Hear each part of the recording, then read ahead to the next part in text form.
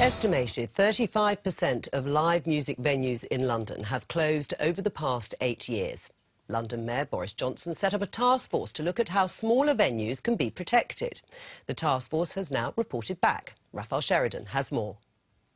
In recent years, the number of London grassroots live music venues has sharply declined.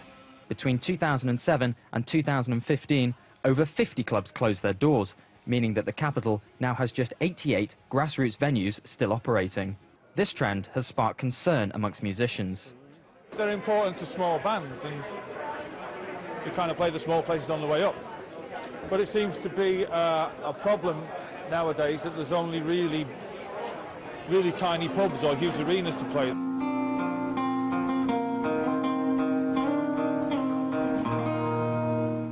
This week, the Mayor's Music Venues Task Force released this report to stop the decline. Amongst its recommendations is the creation of a so-called night mayor and putting the onus on developers to pay for soundproofing if developments are built next to a music venue.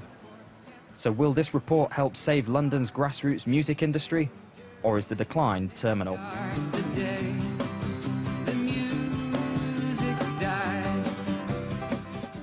Takes me back, and we're joined by Oro Foxcroft, owner of the music club Village Underground, who is on the Mayor's Music Venues Task Force. Welcome to the programme. Why are so many grassroots music venues closing? There's a lot of reasons why venues close down. Some of them are legislative issues, some to do with development, some to do with rising rents and rates, some around the lack of reinvestment into that grassroots sector of the music industry. But the important thing is that the solution is not complicated, and the report that we've generated lays out a suite of recommendations to get the sector back on its feet. I mean, how culturally important are they to a city like London? I mean, they're fantastically important from a sort of cultural and social point of view, from a point of view of people's own lives and enjoyment of music, but also, you know, London's the most visited city in the world, or visited place in the world for the second year running. I think music tourism at London is something around 600 million this year, and all of this work contributes a lot to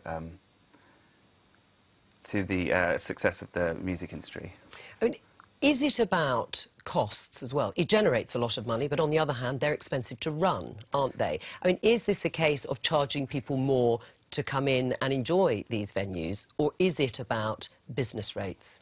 We're talking specifically about the grassroots end of the music industry that generates the talent pipeline that goes through and supports the rest of the industry. And at that grassroots level, increasing the cost is very difficult. You know, young people going to venues haven't got a lot of disposable income, especially at the moment, so that's very hard. But modest decreases in business rates and other support from the government would be very helpful in keeping the sector going. Right. What about a mayor for, you know, nighttime London? Yeah, that's a great idea, this so-called nightmare.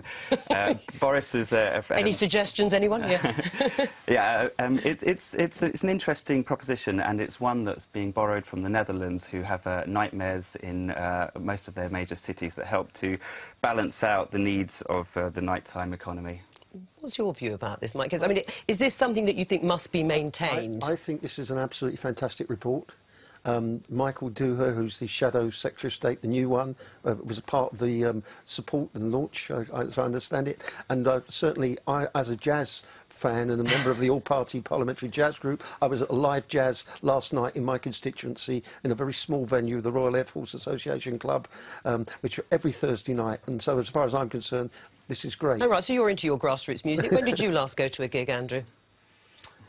Well, a while ago, it sounds like. Yeah. Them very often. You can leave Romford every so often. But do you know what? This is part of our culture. It's part of our national heritage. The music industry is really important. It has been for as long as we can all remember. And you can't let it be.